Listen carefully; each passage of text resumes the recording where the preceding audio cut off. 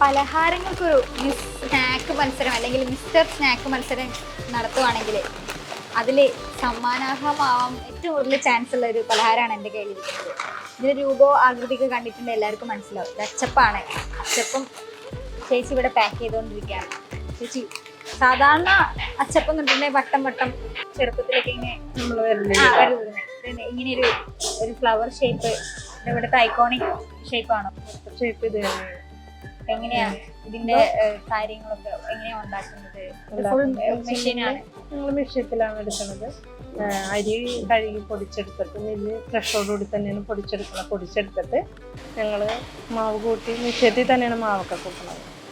കൂട്ടി എടുക്കുക. മനുഷ്യന്റെ കൈ അവിടെ വെറുതെ കൈ എടുക്കേണ്ട മെഷീനിൽ തന്നെയാണ് എല്ലാം.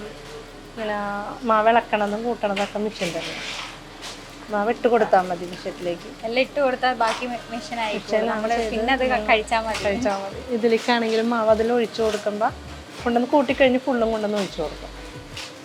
അതിന് ഓട്ടോമാറ്റിക്കായിട്ട് തന്നെ മാവ് വന്ന് വീണുകൊണ്ടിരിക്കുന്നത്.